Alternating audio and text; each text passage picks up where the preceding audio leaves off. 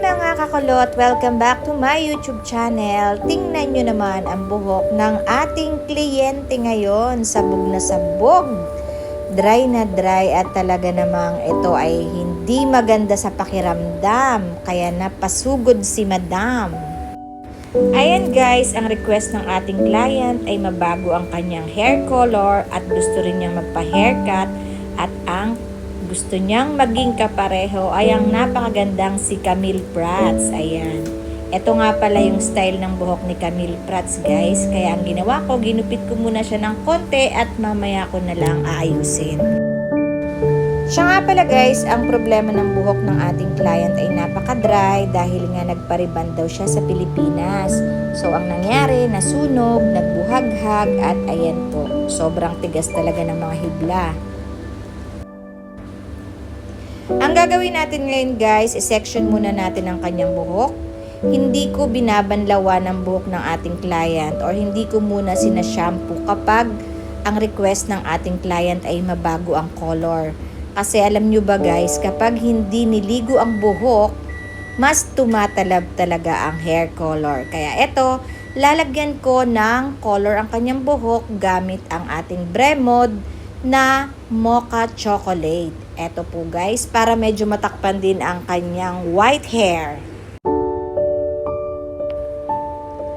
Ayan, pagkatapos kong i-section ang kanyang buhok, alam nyo ba guys, nasa magkabilang gilid ako nagsisimulang maglagay ng hair color. Eto lang po ang idea ko. May kanya-kanya kasing style talaga ang mga hairdresser or mga hairstylist. So para sa akin, mas mabilis kasing umepekto ang hair color kapag nilalagay ko dito sa gilid at mas magandang tingnan after nating magawa.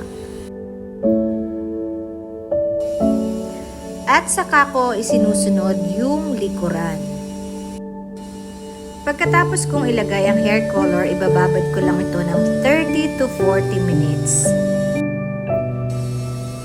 Siya nga pala guys, bago ko makalimutan, ang nilagay kong oxidizing ay 20% volumizing lang. Dahil kung napapansin nyo naman, medyo dark ang hair ng ating client at meron din siyang white hair. Ayan, at after ko nga nilagay ang hair color, sinuklay-suklay ko muna siya para ma-blend at malagyan bawat hibla ng kanyang buhok.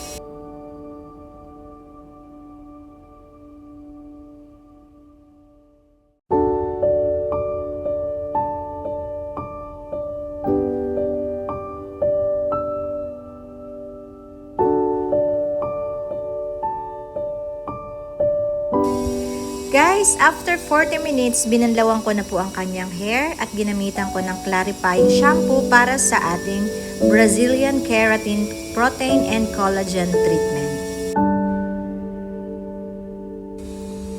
Paalala lang guys, kapag maglalagay tayo ng mga treatment or hair color sa ating client, huwag nating kalilimutang lagyan ng ear cover ang kanilang mga tenga.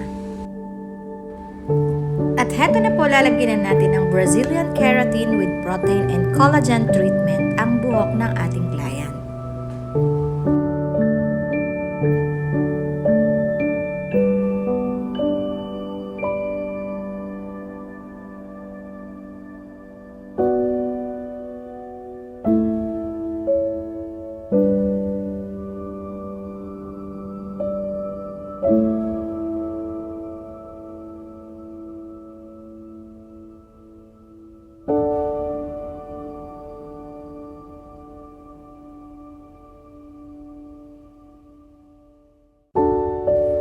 Oo nga pala guys, baka napapansin nyo bakit ako naglagay ng heat cover sa ating client after kong ilagay ang Brazilian Keratin Treatment.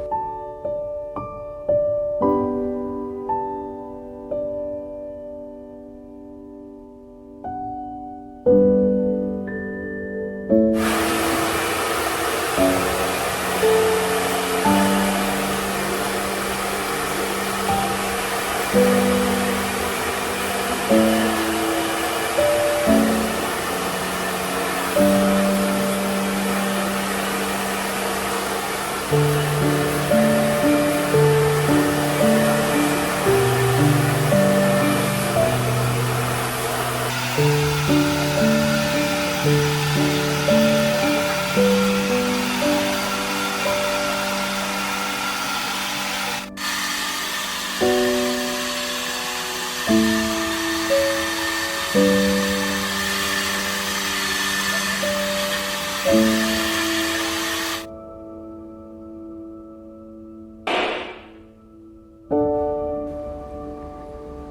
nyo ba guys na ito ang pinaka-paborito kong part kapag gumagawa ako ng buhok? Ang magplansya ng buhok.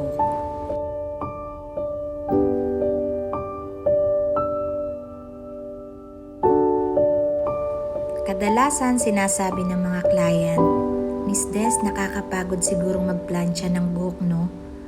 Pero para sa akin, ito yung pinaka-the best na part kapag gumagawa ako ng hair. Habang sila naman ay nalilibang sa panonood ng mga drama, comedy, love story, at ayan, ang pinakatampok ngayong gabi ay ang Maalaala Mo Kaya. Halos nakakalimang episode na nga itong aking kliyente eh. Ayan guys, konting part na lang tayo at malapit na tayong matapos.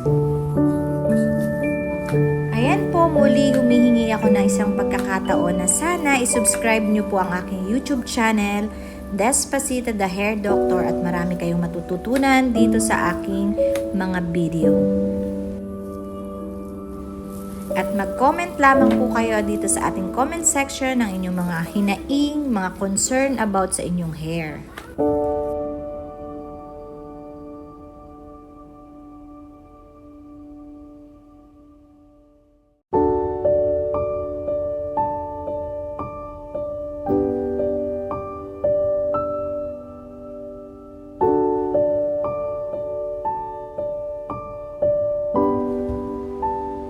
At eto na nga, tapos na nating plansyahin ang buhok ng ating client and gupitan na natin siya ng Malaala Camille braids dahil yan ang request ng ating client.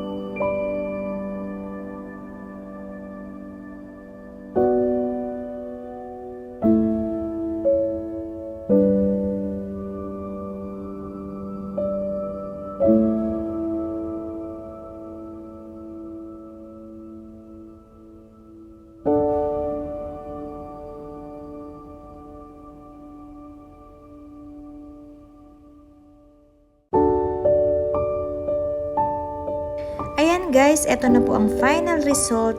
At kung nakikita nyo guys, ang ganda ng color kasi yung combination ng mocha chocolate at konting blonde ang nilagay ko sa kanya para hindi masyadong obvious yung kanyang white hair. Plus yung treatment na ginamit ko, talagang nabuhay ang buhok niya dahil naging soft, shiny, and silky.